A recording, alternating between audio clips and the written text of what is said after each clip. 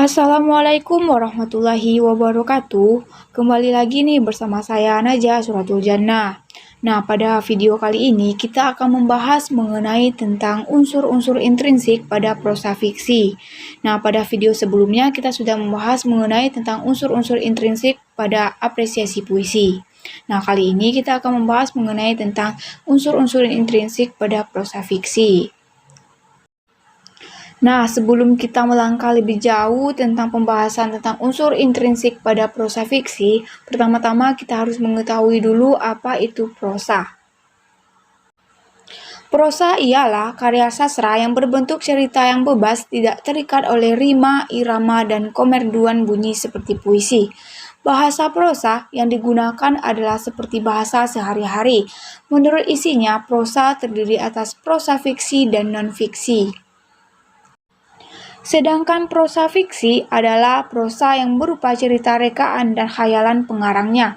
Isi cerita tidak sepenuhnya berdasarkan pada fakta. Prosa fiksi disebut juga dengan karangan narasi subjektif atau imajinatif. Prosa fiksi berbentuk cerita pendek seperti cerpen, novel, dan dongeng. Di dalam prosa fiksi terdapat unsur-unsur pembangun yang disebut juga dengan unsur intrinsik.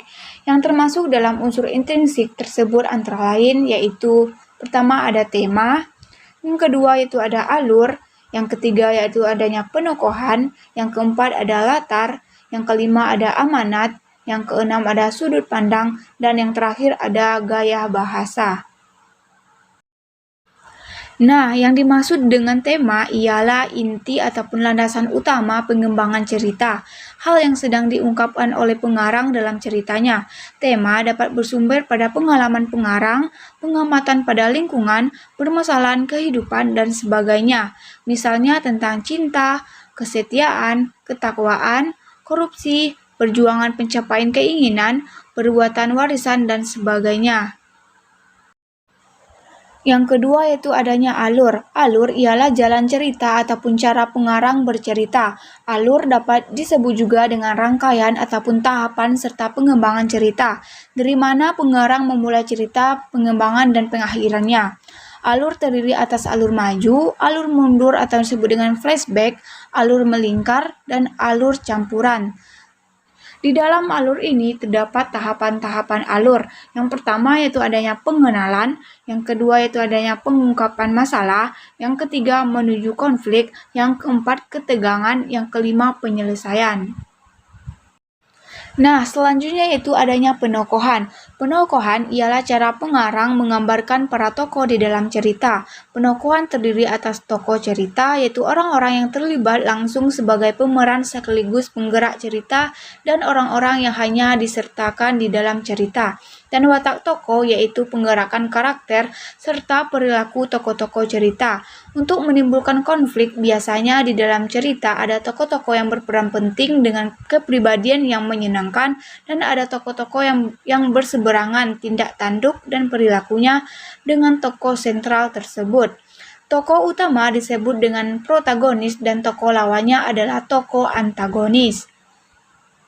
Cara pengarang menggambarkan para tokoh cerita ialah dengan cara langsung dijelaskan nama tokoh beserta gambaran fisik, kepribadian, lingkungan kehidupan, jalan pikiran, proses berbahasa, dan lain-lain. Dapat juga dengan cara tidak langsung yaitu melalui percakapan ataupun dialog dan digambarkan oleh tokoh lainnya. Pengungkapan kebiasaan tokoh, jalan pikiran, dan tindakan saat menghadapi masalah. Yang selanjutnya ada latar ataupun setting. Latar cerita adalah gambaran tentang waktu, tempat, dan suasana yang digunakan dalam suatu cerita. Latar merupakan sarana memperkuat serta menghidupkan jalan cerita. Yang selanjutnya ada amanat. Amanat adalah pesan moral ataupun nasihat yang disampaikan oleh pengarang melalui cerita yang dikarangnya. Pesan ataupun nasihat yang disampaikan oleh pengarang dengan cara tersurat, yakni dijelaskan oleh pengarang langsung ataupun melalui dialog tokohnya. Dan cara tersirat ataupun tersembunyi sehingga pembaca baru akan dapat menangkap pesan setelah membaca keseluruhan isi cerita. Yang selanjutnya ada sudut pandang pengarang. Sudut pandang pengarang ataupun point of view ialah posisi pengarang dalam cerita. Posisi pengarang dalam cerita terbagi menjadi dua, terlibat dalam cerita dan berada di luar cerita. Yang pertama ada pengarang terlibat di dalam cerita, terdiri atas pengarang sebagai pemeran utama ataupun disebut juga dengan orang pertama. Isi cerita bagaikan mengisahkan pengalaman pengarang. Selain itu, keterlibatan pengarang dalam cerita dapat memposisikan pengarang hanya pemeran pembantu. Artinya, pengarang bukan tokoh utama ataupun tokoh sentral, namun ia ikut menjadi tokoh, misalnya menceritakan tentang kehidupan orang-orang terdekat pengarang, seperti ayah, ibu, adik, ataupun sahabat seperti roman sastra berjudul Ayahku yang dikarang oleh Hamka. Yang kedua yaitu adanya pengarang berada di luar cerita, terdiri atas pengarang serba tahu. Ia menciptakan tokoh, menjelaskan jalan pikiran tokoh, mengatur dan mereka semua unsur yang ada di dalam cerita. Selain itu, pengarang berada di luar cerita dapat hanya menjadikan pengarang sebagai pengamatan ataupun disebut juga dengan sudut pandang panoramik. Pengarang menceritakan apa yang dilihatnya, sebatas yang dilihatnya. Ia tidak mengetahui secara batin tokoh-tokoh cerita. Posisi pengarang seperti ini biasanya terdapat pada cerita narasi yang berupa kisah perjalanan.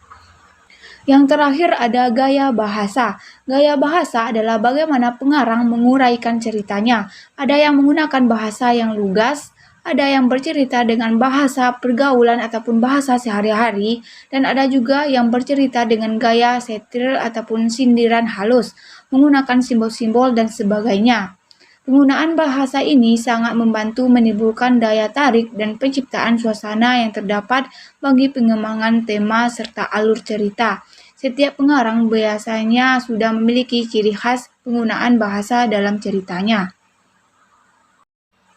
Nah, itulah pembahasan kita mengenai tentang unsur-unsur intrinsik pada prosa fiksi.